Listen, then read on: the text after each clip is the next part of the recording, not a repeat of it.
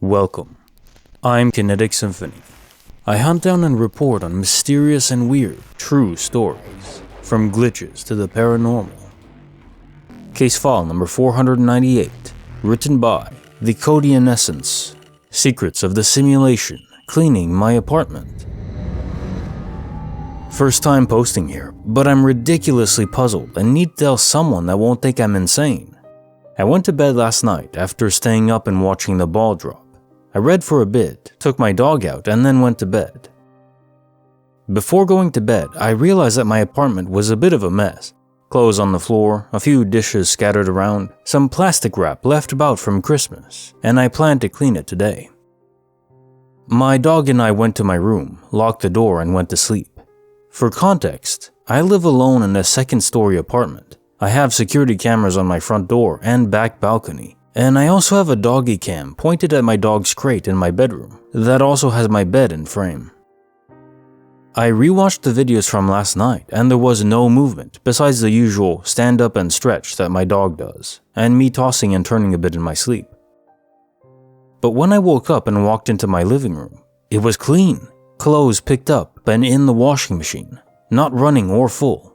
Dishes cleaned and put away in the cabinets, plastic from Christmas presents thrown away, everything was back in its usual place, and I've been trying to figure out what the hell happened.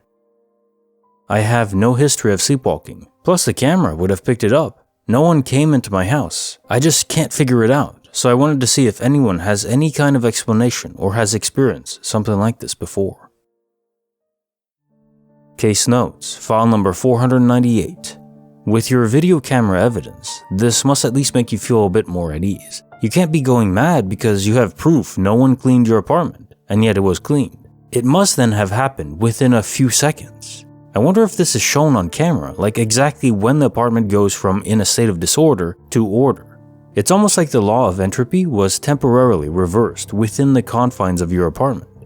Why or how? I have no idea. Maybe the simulation just decided you needed a break. We all do, here and there. Bonus file, written by Mcfetusyeeter, The 3 Contorted Faces. Hey y'all. Just 3 days ago, me and my friend went up to Walmart. There's this pavement trail up by my neighborhood basketball court, and all of a sudden, 3 people almost practically materialized in front of us. We thought nothing of it at first, as the trail is commonly taken. However, upon closer inspection, the people looked just like our 3 friends, down to an exact point. Normally I would have no problem with this. However, one of the friends had gone to Georgia and the others were at their house. Around this point we got creeped out, but oh well, might as well keep going. We get about halfway up the trail and one of our friends' voices calls out, the voice being exact in cadence, tone, you name it. It was their voice. This is where things got weirder. Me and my friend both turned to each other and asked if that was really our friend. From there, we braced ourselves for a silly jump scare and turned the corner of the trail, and they were gone. We kept going and saw them again, this time in a home goods parking lot on the way there. We were able to get a good look at them, as we were far away enough to not be detected, but close enough to get details. I saw one of them, our younger friend of the group, was standing at an angle. I checked his face for identifiable features, but there was no face. I mean, like, there were no features whatsoever in his face. It mortified me. The others turned around a little bit at the same angle, as they were preparing to get to the next part of the trail that led directly to Walmart. Their faces were all contorted. I mean, like a physically impossible kind of contortion. Then I realized they were following a particular pathway we followed about a month ago. I mean, down to foot placement, people placement, everything. They rounded the corner and we followed not far behind. They were gone, entirely gone. I mean, no trace, nothing, like they didn't exist. I brought this up with one of my friends we supposedly encountered and she freaked out. She was more freaked by the fact that them taking the trail meant they were nearby than anything else. It sort of become a taboo topic, but I think they followed me home. Just today, I was taking out the garbage and down through this alleyway there was a voice speaking to me. It was that same friend's voice, but just ever so noticeably, yet slightly distorted. I turned and there were 3 figures, shrouded in shadow. Their outlines were the same as those very friends I had encountered. Needless to say, I finished taking out the trash at lightning speed. I don't really see this as anything extreme right now. I'm just more looking for closure on what happened. I don't need anything immediately right now, but if anyone has an answer, and I know someone does, please let me know. Thanks so much. Creepy file number 3, written by Liquid Pen Chamber, 1019. Secrets of the Old Pine Tree. When I was about 9 years old, this would have been the early 90s, my family and I lived in a house with a fairly big wooded area behind our backyard. I say fairly big because it wasn't big enough that you could really get lost in it for very long, but it was big enough that you could walk into it for a good 20 minutes before making it to the center. It got pretty thick in some areas, and you couldn't see any of the houses from the neighborhoods once inside.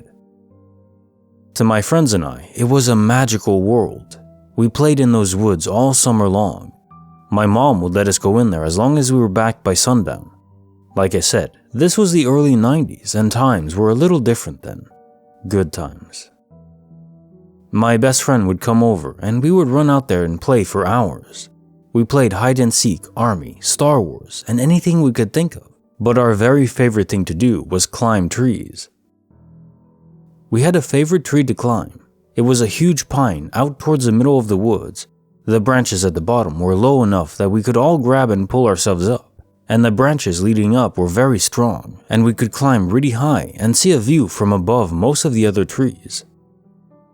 Sometimes when I got bored at home, I'd go out there by myself. I'd climb real high in that tree and just think about stuff. I loved being way up there. It was so peaceful and calm. One Sunday, I decided to go out on a solo mission in the evening. I knew I didn't have too long before dark, so I hurried into the woods to get a good climb in. I was up in my spot in no time at all. I remember it was late summer, and the weather was still warm late into the evening. I wanted to be able to see a little bit of sunset, and then climb down and hurry home. I just sat up there and daydreamed as I waited for the sun to begin to set. Then I heard a twig snap on the ground, and I looked straight down, and I saw a man standing at the base of the tree, looking up at me. I remember he was wearing a filthy brown jacket, and he had a patchy beard. His hair was sticking up at random places, looking like he had been relentlessly running his fingers through it. He was just staring at me with a bizarre expression that seemed to be one of wonder and delight. It was an extremely unnerving look. Almost the look of someone that just realized they stumbled across the gold at the end of a rainbow. That's the only way I can describe it. It made my blood run cold. I went completely numb, like I had been injected into my veins. I didn't know how long he had been watching me before I noticed him. Thinking about that still makes me shiver. We just stared at each other for a moment. He didn't say anything, and neither did I. It sounds strange, but I didn't want to scream or tell him to go away because I had this feeling that told me not to provoke him in any way. After a few minutes, he said, "Are you coming down anytime soon?" I shook my head back and forth. I didn't know what to say to him. It was clear I was very uncomfortable at this point, and that should be enough to make a decent person go away, but he only grinned at me. Then he reached his hand up and grabbed the bottom branch of the tree as if to test it, to see if it could hold him. I do believe he may have been planning to climb up to me, but the lowest branch was flimsy, and it was not strong enough to hold a grown adult. I thank God for that. He soon realized this and gave up, but I had seen enough. I finally broke my silence and started to yell for someone to help me. I kept screaming and screaming. The man backed away a step or two from the tree and began to mumble and curse under his breath. He flailed his arms in the air in a rage and began making a motion like he was pushing an invisible person in front of him.